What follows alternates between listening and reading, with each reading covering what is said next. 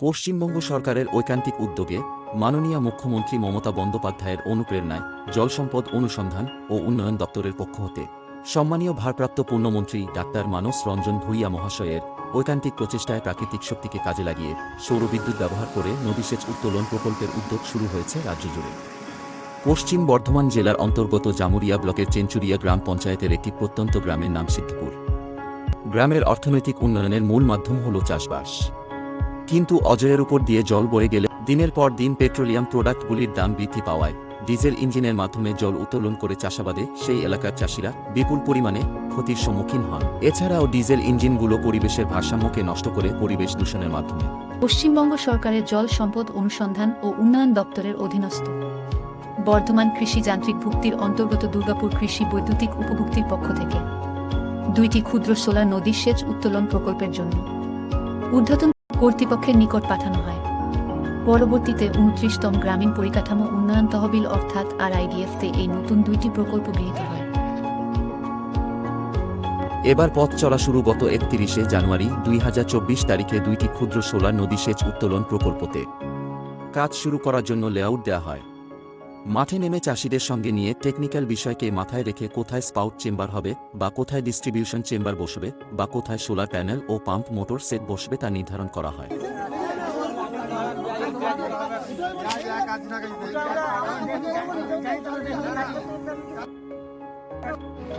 বিভিন্ন পয়েন্টে প্রায় 200 বিঘা এলাকা জুড়ে একটি স্কিমে 9টি স্পাউট চেম্বারতে জল পৌঁছে দেওয়ার জন্য শুরু হয় মাটি কেটে ইউপিভিসি পাইপলাইন বিছানোর কাজ।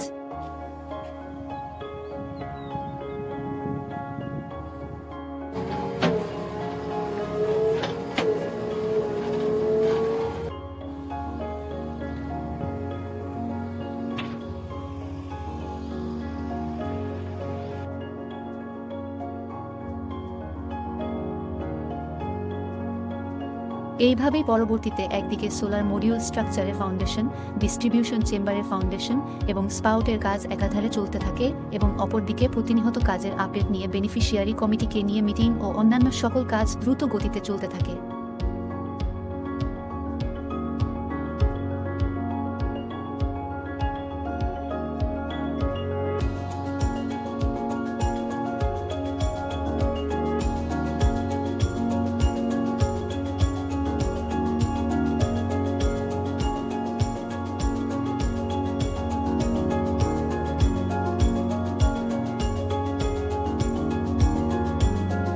এবার সোলার প্যানেল বসানো এবং প্রকল্পটিকে জল উত্তোলনের জন্য চূড়ান্ত পর্যায়ে কার্যকলাপ শুরু হয়।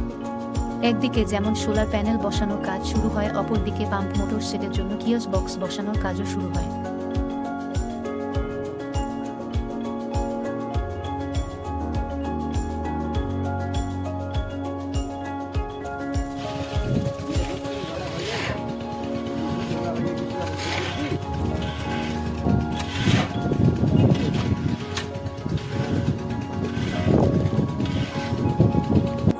এইভাবে সমস্ত কাজ সম্পূর্ণ হওয়ার পর দীর্ঘ প্রতীক্ষার অবসান, যে গ্রামটিতে প্রান্তিক চাষিরা চাষবাস করার জন্য 8 থেকে 10টি ডিজেল ইঞ্জিন নদীর ধারে রেখে প্রচুর পরিমাণে টাকা খরচ করে চাষবাস সম্পন্ন করতেন, সেই গ্রামে দীর্ঘদিনের কষ্টের অবসান ঘটার মুহূর্ত আসতেছে।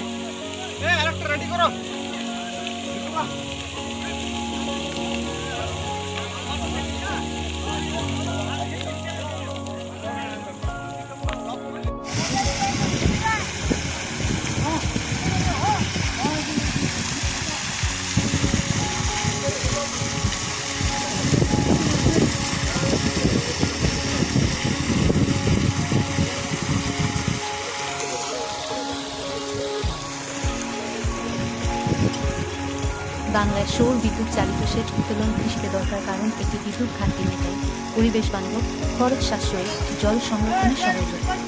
এটি কৃষকদের আর্থিক উন্নয়নে অবিচ্ছিন্ন সেচ সুবিধা প্রদান করে।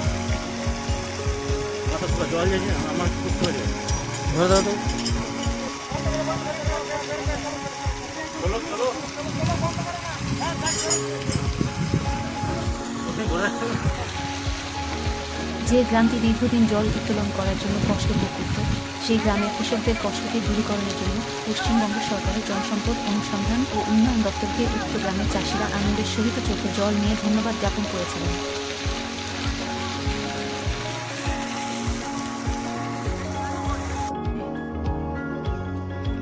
আপনারা কতদিন চালাচ্ছেন স্কিমটা? এটা প্রায় হয়ে গেছে প্রায় 1 মাস কাছাকাছি। 1 মাসের কাছাকাছি। কোনো অসুবিধা হয়নি? না, না, কত বিঘে চাষ হয় মোটা মাঠটায়? এখানে টোটাল বিঘে প্রায় 200 200 বিঘে? কোনোদিনও মানে আর ডিজেল চালাতে হচ্ছে না তো? আচ্ছা, জল ঠিকঠাক পাচ্ছেন? সব স্পাউটে পাচ্ছেন, মোটর স্পাউটে পাচ্ছেন? আচ্ছা, জল ঠিক আছে তো? আচ্ছা, কোনো সমস্যা হয়নি তো? না, ওকে, ঠিক আছে। কটা চালাপড়ি, সকাল কটায়? সকাল ওই 9টা। এখানে অজয় নদীর জল ব্যবহার করে স্কিমটি তৈরি হয়েছে। তো এখানে এটা পুরোপুরি আমরা সারফেস ওয়াটার ইউজ করেছি এবং এটা আমরা গ্রাউন্ড ওয়াটার কোনো রকমভাবে ইউজ করিনি, যে কারণে আমাদের ভূগর্ভস্থ যে জলস্তর তার এখানে কোনো ইফেক্ট হবে না। এখানে যে দুটো পাম্প ব্যবহার করা হয়েছে এগুলো হচ্ছে 5 HP ইলেকট্রোমোটর পাম্প সেট এবং এই এক একটা পাম্পের আউটপুট হচ্ছে 5 HP করে। টোটাল 4টা মডিউল তৈরি করা হয়েছে। এক একটা মোটর পাম্পের জন্য 2টো করে মডিউল ব্যবহৃত হচ্ছে। তো আমি একটা মডিউলের পাশে যাচ্ছি। একটা মডিউলে টোটাল 8টা করে সৌর প্যানেল রয়েছে। তো সুতরাং একটা মোটর চালানোর জন্য টোটাল 8x2 16টা সৌর প্যানেল ব্যবহৃত হচ্ছে। আমি সৌর প্যানেলের একটু কাছাকাছি যাচ্ছি।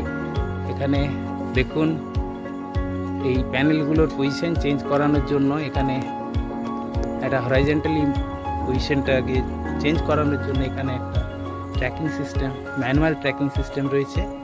এছাড়াও ভার্টিক্যালিও যাতে পজিশনটা চেঞ্জ করানো যায় সেই জন্য এইটা একটা সিলিন্ড্রিক্যাল পাইপ রয়েছে। তো এটা ব্যাক সাইডটা দেখাচ্ছে, এর ফ্রন্ট দিকটা আমি একটু যাচ্ছি।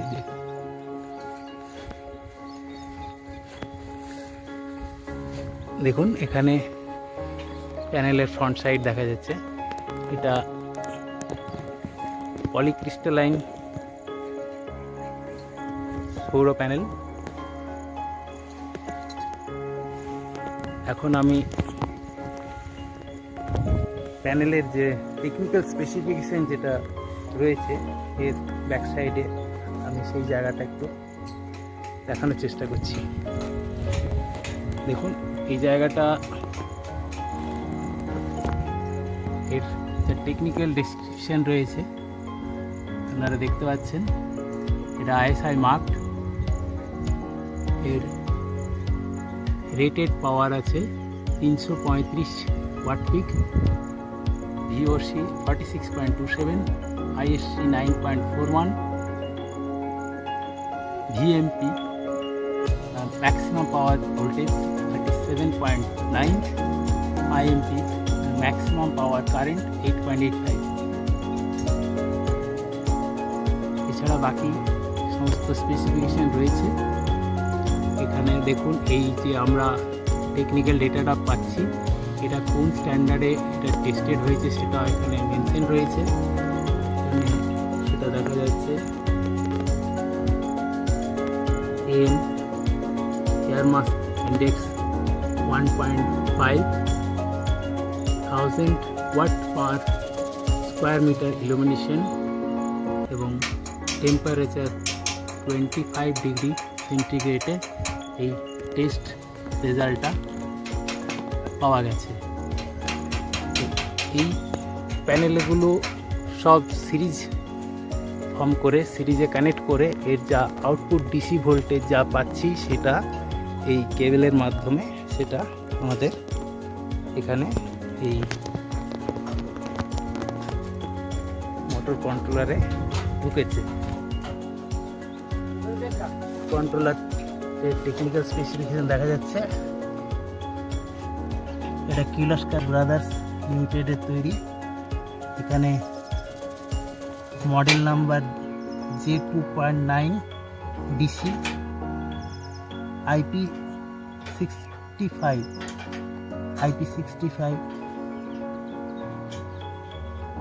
এছাড়া বাকি যা ডেসক্রিপশন আছে টেকনিক্যাল স্পেসিফিকেশন সেগুলো দেখা যাচ্ছে সব। এখানে এই কন্ট্রোলারের মধ্যে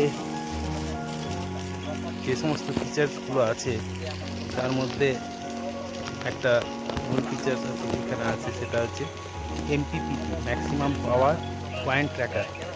মানে প্যানেলগুলোর যা অপটিমাম ক্যাপাসিটি, সেই অপটিমাম ক্যাপাসিটিকে যাতে আমরা ব্যবহার করতে পারি, সেই জন্যই এই ফিচার্সটা MPPT, maximum power point tracker.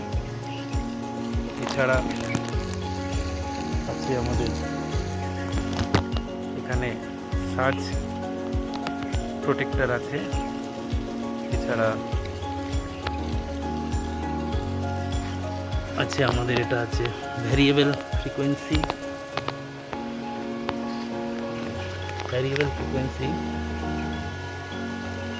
Drive.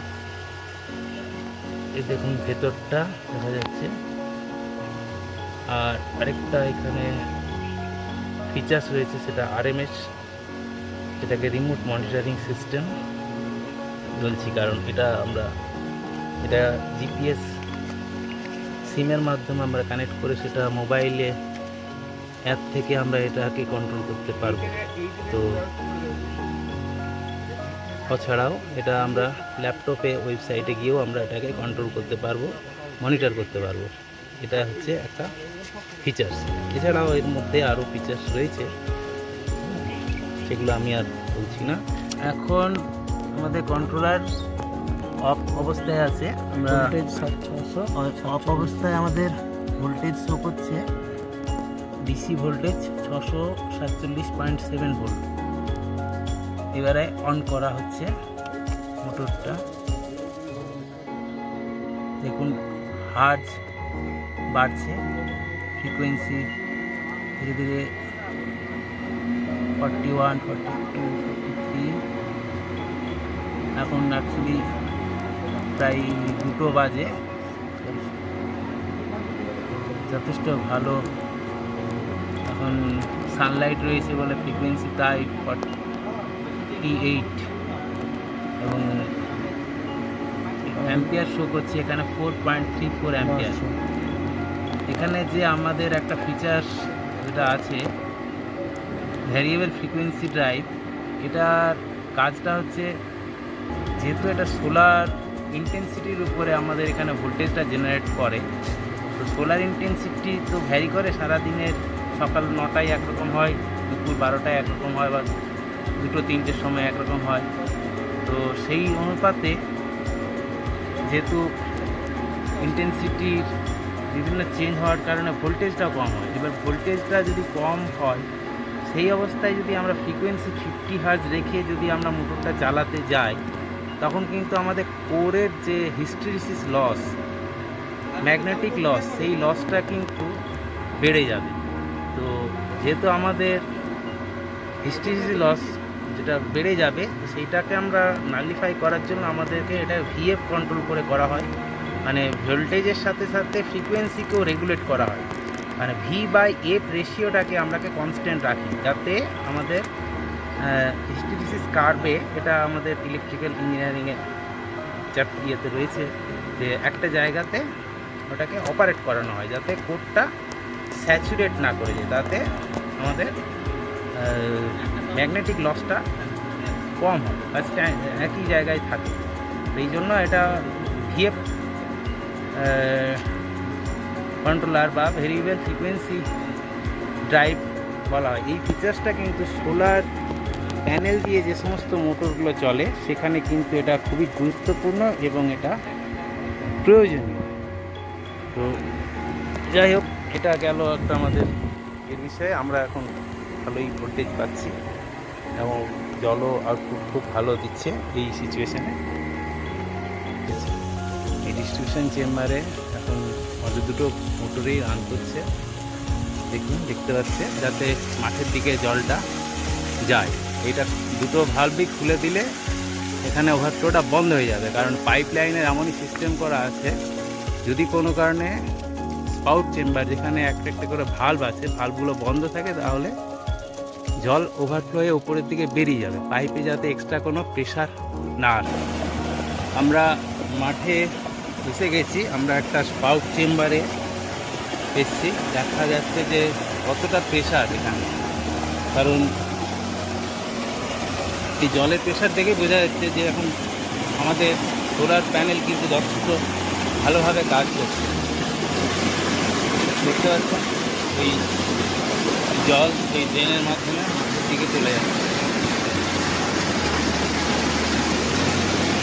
এটা অবশ্যই একটা ভালো প্রেশার আমরা পাচ্ছি। সৌরচালিত এই ধরনের স্কিমে এইরকম পরিমাণে জল পাচ্ছি, এটা কিন্তু একটা খুবই একটা আমাদের পজিটিভ সাইন এবং চাষিরাও খুবই উপকৃত হয়েছে এর মাধ্যমে। জলের ড্রেনের এদের কিছুটা এক্সিস্টিং ড্রেন ছিল, সেই ড্রেনকে কাজে লাগিয়ে আমাদের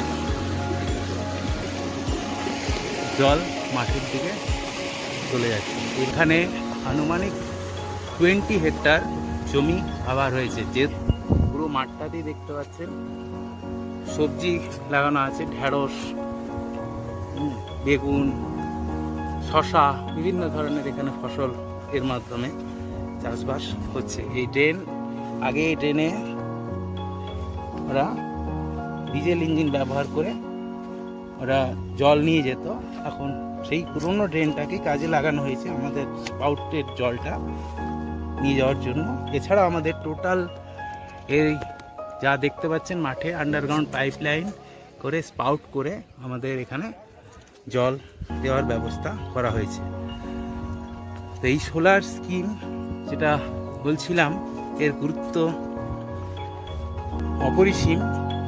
বর্তমান দিনে যেভাবে বিদ্যুতের খরচ, ডিজেল ইঞ্জিন যদি ব্যবহার করা, তো ডিজেলের যা খরচ, সেই খরচ, ইলেকট্রিক বিলের খরচ, এগুলো চাষিদের পক্ষে খুবই সমস্যা তৈরি করে। তো সেইখান থেকে দাঁড়িয়ে এবং আমাদের যে বর্তমান, আবারও বলছি আমি, এটা ওই গ্লোবাল ওয়ার্মিংয়ের যুগে এই স্কিমগুলোর গুরুত্ব কিন্তু খুবই গুরুত্বপূর্ণ। প্রিয় চাষিবৃন্দ, আপনাদের চাষের জন্য অক্লান্ত পরিশ্রম ও নিষ্ঠার জন্য প্রকল্পটি সফল হয়েছে। আপনাদের প্রতি আন্তরিক ধন্যবাদ ও কৃতজ্ঞতা জানাই।